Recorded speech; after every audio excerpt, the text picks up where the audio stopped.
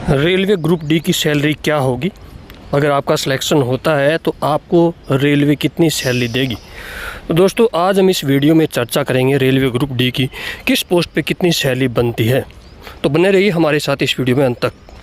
तो दोस्तों सबसे पहले हम बात कर लेते हैं रेलवे ग्रुप डी में कौन कौन से भत्ते मिलेंगे आपको। सबसे पहले बेसिक सैलरी मूल वेतन रहता है, उसके बाद महंगाई भत्ते डीए, उसके तीसरे नंबर पे होता है मकान किराया एचआरए, 4 नंबर पे ट्रांसपोर्टेशन अलाउंस यातायात भत्ता मतलब टीए, उसके बाद 5 पे होता है रात्रि ड्यूटी भत्ता एनडीए, रात्रि जो रात को ड्यूटी करते हैं उसका भत्ता।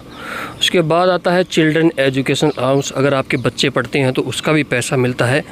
और अंत में आता है दुर्गम पहाड़ी अलाउंस, मतलब अगर आपकी पोस्टिंग पहाड़ी एरिया में है तो आपको पहाड़ का मतलब दुर्गम पहाड़ी अलाउंस भी दिया जाएगा।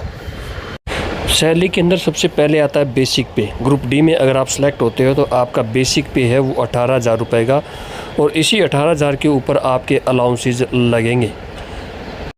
तो दोस्तों इसके बाद आता है नंबर 2 पे महंगाई भत्ता, जो सैलरी के अंदर सबसे बड़ा प्रभाव रखता है।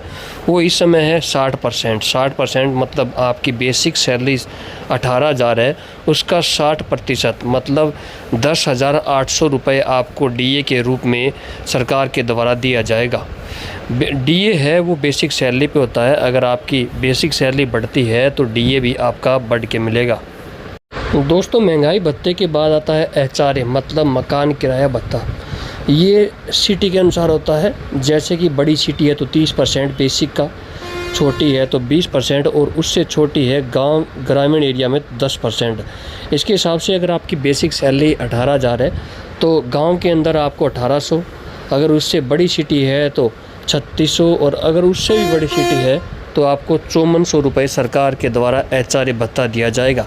ये भत्ता तभी मिलता है जब आपने क्वार्टर वगैरह या फिर आवास वगैरह रेलवे से आवंटित है वो नहीं लिया, तब आपको ये भत्ता आपकी सैलरी के साथ दिया जाएगा। इसके बाद आता है टी मतलब ट्रांसपोर्टेशन अलाउंस यातायात भत्ता। रेलवे कर्मचारी जो कि एक्स और वाई श्रेणी मतलब छोटे गांव या छोटे शहरों के अंदर ड्यूटी है उनको 900 रुपये ट्रांसपोर्टेशन अलाउंस, और उसी के साथ अगर बड़े शहर जैसे दिल्ली मुंबई इस जैसे शहर में आपकी पोस्टिंग हो जाती है तो आपको वहां ट्रांसपोर्टेशन अलाउंस 1350 रुपये रेलवे की तरफ से दिया जाता है।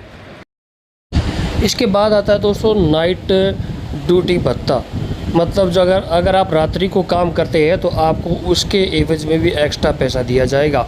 आपको 6 घंटे के या 144 रुपये दिया जाएगा, और इस प्रकार से अगर आपके महीने के अंदर 60 घंटे होते हैं तो आपको 1440 रुपये भी सरकार की तरफ से रेलवे की तरफ से आपको भत्ते के रूप में दिए जाएंगे। इसके बाद अंतिम अलाउंस होता है दोस्तों हिल अलाउंस, जहाँ क्लास 1 मान लो छोटा कम ऊंचाई वाले एरिया में आपको 900 रुपये प्रति माह, और उसी के साथ साथ अगर आप ऊंचे एरिया जैसे शिमला या फिर लेह लद्दाख की तरफ आपकी पोस्टिंग होती है तो आपको 1800 रुपये प्रति माह ये हिल अलाउंस भत्ता भी दिया जाएगा। दोस्तों इसके बाद आता है चिल्ड्रन एजुकेशन अलाउंस, वो 2812.50 रुपये प्रति माह प्रति बच्चा।